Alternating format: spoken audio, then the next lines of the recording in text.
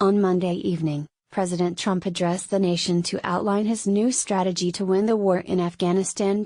After a series of accusations by lawmakers, and the media suggesting that the president had been dragging his feet on the conflict, Trump confidently committed to sending an additional 4,000 troops to Afghanistan, and indicated that the United States will work closely with NATO allies, as well as regional allies in Pakistan and India to resolve the conflict. To open his address, the president followed through on an important recommendation that I have made over the past week. Although President Trump could not have effectively made a speech about the events in Charlottesville, and the need for unity in our country alone, he did use tonight's address to lay the groundwork for healing the wounds of division in our country, essentially using the examples of unity and common purpose that our armed service members consistently display. Despite President Trump's overt confidence and soaring rhetoric on Monday night, his new plan is too little, too late. This is the first step in a national reconciliation process that will take more time, effort, and commitment to implement.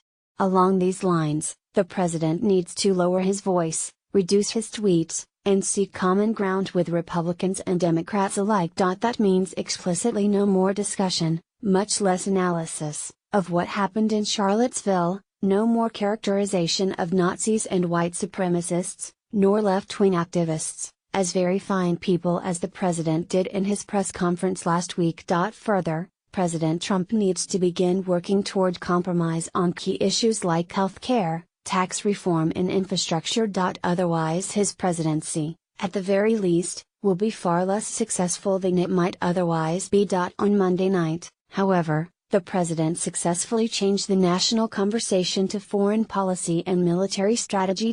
In regard to the president's new strategy, Secretary of Defense Jim Mattis has indicated that he has already made preparations to expeditiously carry out the president's new guidance, and effectively destroy the terrorist hub in Afghanistan. At this time, 4,000 additional U.S. troops are far too few to stop the full range of terrorist and insurgent threats menacing the United States and challenging the Afghan government. To be sure, as Senator John McCain has stated, the president's new strategy is a big step in the right direction with a new strategy for Afghanistan. However, as Senator McCain continued, the unfortunate truth is that this strategy is long overdue, and in the interim, the Taliban has made dangerous inroads. In large measure, President Obama is to blame for the current state of affairs in Afghanistan, specifically the resurgence of the Taliban and emergence of other dangerous groups during the former president's second term. It is my view that despite President Trump's overt confidence and soaring rhetoric on Monday night,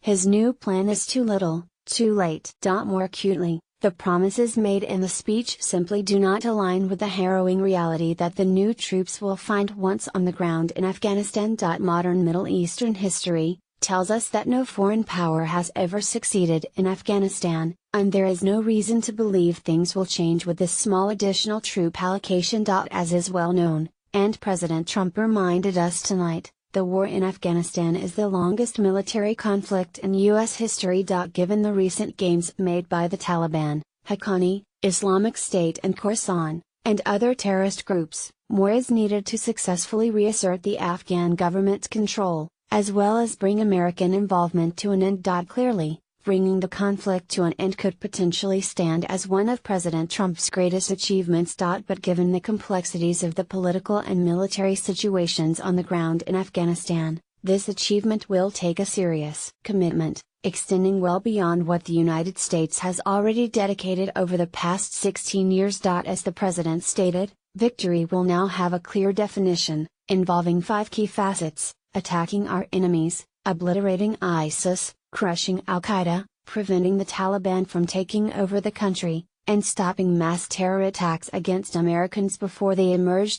These causes are all well and good, and it is my hope the President and our military succeeds. To do so, I share Senator McCain's recommendations for the President, which are that he must regularly address the American people about why we are fighting, effectively articulate the details of his strategy and his expectations to those fighting, effectively make the case to the American people why the additional commitment of lives and resources are worth it, and, above all, clearly define success and the specific conditions on the ground we are seeking.